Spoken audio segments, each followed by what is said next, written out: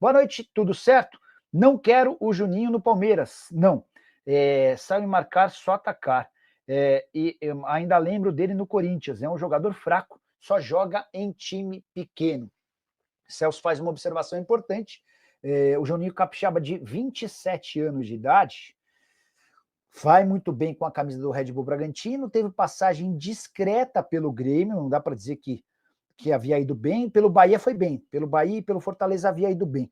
E até só para buscar, Corinthians, a passagem dele aconteceu em 2018, só 9 jogos. E eu nem lembrava, agora que você falou é que eu acabei lembrando. E aí depois de ir para o Corinthians, ele acaba sendo emprestado para o Grêmio, né? De fato, o Juninho não é um bom marcador, é realidade, é fato.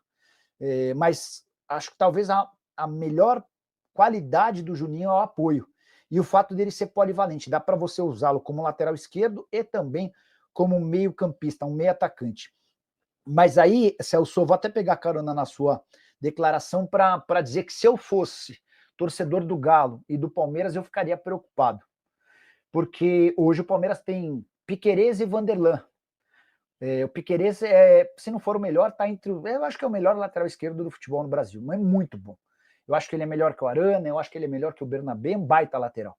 E se você tem ainda o Vanderlan e pensa na contratação do Juninho Capixaba, é porque você cogita perder o Piquerez na metade do ano. O mesmo raciocínio vale para o Galo. Se o Galo tem hoje o Guilherme Arana e eventualmente o Rubens, que pode substituí-lo na esquerda, embora o Rubens esteja sendo utilizado também em outras posições, é sinal de que a diretoria em algum momento cogita perder o Arana na metade do ano, tá? Então eu ficaria com essa pulguinha atrás da orelha. Carlos Tavares, há alguma chance de um dia o futebol brasileiro voltar a ser competitivo como antes? Essa quantidade de técnicos estrangeiros muda nosso modo de jogar futebol? Carlão, vamos lá. Se muda, eu acho positivo, porque é uma avaliação minha e respeito a opinião de todos vocês. Eu acho que os nossos técnicos estão ultrapassados. Embora quando a gente sai contratando a rodo técnico estrangeiro, a gente contrata técnicos ruins. Contrata técnicos que vão contribuir pouco, mas tem outros técnicos que são bons e importantes. O que mais me preocupa no nosso futebol brasileiro hoje é a permissão de 9 estrangeiros por time. Porque, Nicola, pô, super bacana você trazer 9 estrangeiros. Tem clubes que tem 10, tem clubes que tem 11.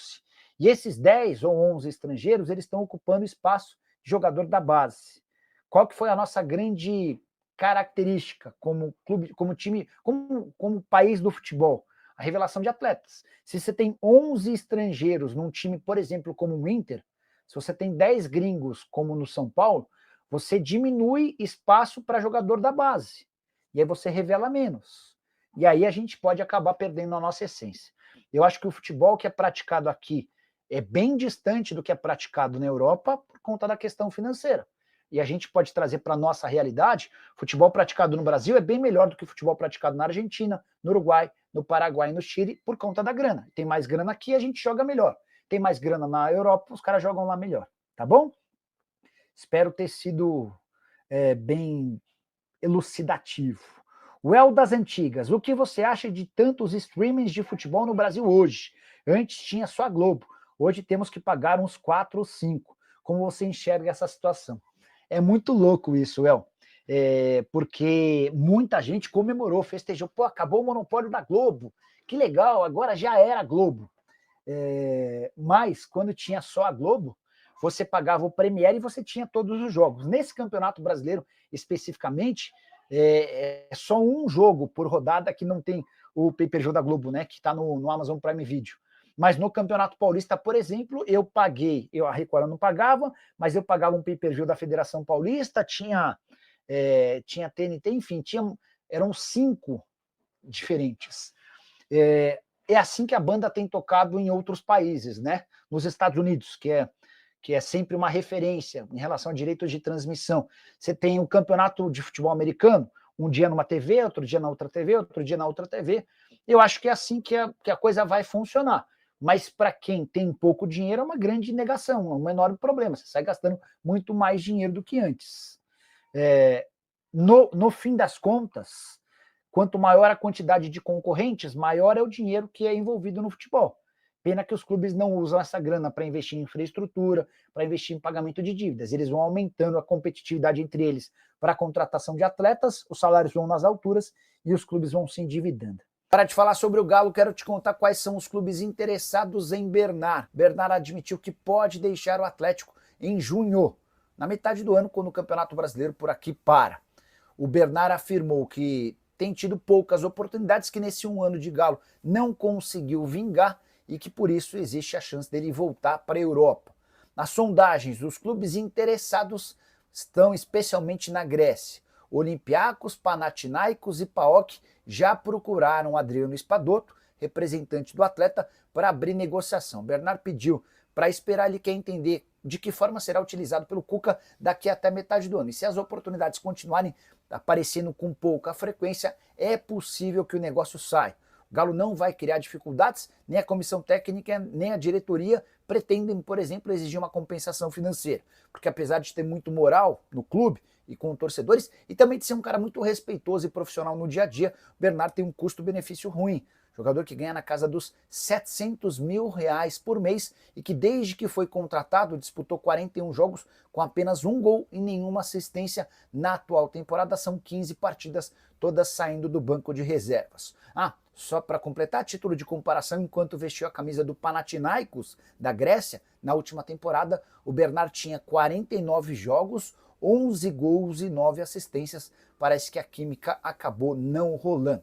Pergunta que eu deixo para você, torcedor do Galo, você insistiria com o Bernard ou abriria a mão do atleta na metade do ano? Já usa o espaço para comentar e registra a sua opinião. Tá? Leonardo Moratti. Boa noite, Nicola. Jogadores sem contrato podem chegar a qualquer momento? Não é isso? O Galo precisa de um 10, um 9 e um volante. Alguma notícia?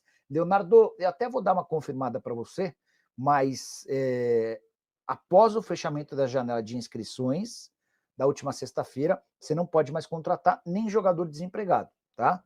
Essa oportunidade, o cara que estava desempregado antes da abertura da janela poderia ter sido contratado até sexta-feira da semana passada. Agora, apenas a partir de 2 de junho, tá? Quando abre-se uma janela especial para o Super Mundial de Clubes, mas essa janela vai ser estendida para também times que não disputam o Super Mundial, tá? Até para criar uma igualdade de condições. Então, para quem quiser contratar jogador, só a partir de 2 de junho. Sobre reforços do Galo, você citou um 10, um 9 e um volante. Alguma notícia? O Cuca quer um jogador de meio campo como o Pochettino, quer um centroavante para o lugar do Daverson. João Marcelo, a impressão que eu tenho de que ainda não convenceu o Cuca de que é a solução dos problemas. O Cuca também gostaria de um ponta, jogador de velocidade, e aí acrescentar em cima do que você citou, do que você perguntou, mas não citou, o Cuca também gostaria de contar com mais um zagueiro. A avaliação dele é de que, por exemplo, quando não tem um Lianco, há uma diferença muito grande em relação aos atletas que ficam à disposição. Bora falar agora sobre o Clube Atlético Mineiro com notícia importante. Izep, meio atacante de só 18 anos de idade, está recuperado de um problema cardíaco. Esse enorme susto que o jogador viveu começou na reapresentação do elenco em janeiro. O Izep foi poupado da Copa São Paulo para se preparar com o restante do grupo de olho no Campeonato Mineiro. Mas naqueles exames de rotina foram constatados problemas cardíacos que o afastaram durante esses 4 primeiros meses do ano. O Galo, preocupado com a situação, chegou a fazer uma investigação também nos familiares do Izep em busca de explicações para esse problema cardíaco. Mas a última bateria de exames não revelou mais nenhuma preocupação. O Izep está de volta aos treinos e deve ser utilizado pelo técnico Cuca nos próximos meses. Tendência é que ele volte primeiro para jogar no Sub-20, para readquirir a condição física e no momento seguinte seja reincorporado ao time principal. Foi também por causa da volta do Izep que o Gabriel Pfeiffer, meia de 19 anos, que vestiu a camisa 10 do Galo durante a Copa São Paulo de Juniores, foi liberado sem custos para jogar no América Mineiro. O Atlético que finaliza na manhã deste sábado a preparação para encarar o Botafogo. Domingo, 4 da tarde, no Gigante da Pampulha. O duelo contra a equipe da Estrela Solitária, atual campeã brasileira, também campeão da Libertadores. Este Fogão que não vem bem no Campeonato Brasileiro de 2025. E o duelo pelo lado do Atlético, que ganhou uma característica especial, de decisão. é vencer ou vencer para o Galo não se distanciar das equipes que estão no pelotão de cima da Série A do Campeonato Brasileiro. Para este duelo, o Cuca ainda terá algumas dúvidas, isso porque vários atletas estão no departamento médico. Guilherme Arana, Alan Franco, os atacantes Cadu, Caio Maia, eles estão em tratamento das lesões, ficaram na fisioterapia nessa sexta-feira.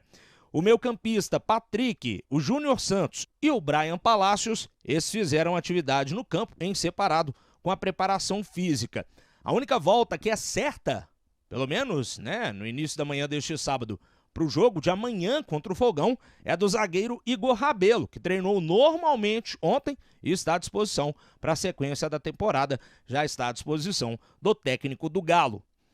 Sobre o Gabriel Menino, que havia perdido a condição de titular, a Itatiaia apurou que foi uma opção técnico-tática do Cuca. Isso porque, apesar do jogador ter muita qualidade, muita habilidade, não tem ajudado em quesitos como intensidade e recomposição da marcação, principalmente quando sobe para o campo de ataque e não volta para ajudar a marcar. Aí o Gabriel Menino podendo ficar de fora da formação titular para essa partida do domingo contra o Fogão. A gente imagina o Galo armado com a seguinte formação para encarar o atual campeão brasileiro. O Everson no gol, aí a dúvida na lateral direita, Saravia ou Natanael? Dupla de zaga com Lianco e Alonso. E aí mais uma dúvida, na lateral esquerda. Será que começa o Caio? Será que o Rubens começa como titular? No meio campo, ou ele vai com Fausto Vera e Gabriel Menino, ou Fausto Vera e Rubens. E aí o Scarpa de meia armador. E no comando de ataque, a trinca ofensiva de Coelho, Rony e Hulk. Ô Rubem Júnior, para finalizar esse noticiário aqui no Tiro de Meta, vamos falar da troca de gramado na Arena MRV, porque nessa sexta-feira a Casa do Galo recebeu um material chamado de Choque Pad, que irá formar uma camada essencial de proteção para os jogadores e que é instalada para absorver o impacto antes mesmo da instalação da grama sintética propriamente dita, tá? O Atlético que ainda aguarda a liberação total da grama sintética para ter o gramado 100% em sua casa. Cerca de 40% dos rolos de grama ainda estão retidos na Receita Federal no aeroporto de Viracopos, em Campinas. Isso porque tem uma greve dos auditores fiscais do órgão e os rolos de grama ainda não chegaram para a Arena MRV ter o seu gramado sintético em definitivo. Torcedor atleticano, dá para se imaginar que o Guilherme Arana pode estar com o tempo contado no Galo, né? Deve aí ficar até o meio do ano, principalmente porque as últimas informações foi que o Galo está com o cofre cambalido, né? E precisa de alguma venda importante para poder recuperar o setor financeiro do clube, né? Então o Guilherme Arana aí, que é um grande dos jogadores que o Galo tem para possível venda, né? E o Galo já procura aí até um lateral esquerdo também para a posição. Já se fala aí de Juninho Capixaba. Eu quero sua opinião. O Guilherme Arana, que está machucado, né? Sofreu aí uma lesão. Não vai jogar essa partida contra o Botafogo. Partida super importante. Mas sabemos o potencial que o Guilherme Arana tem.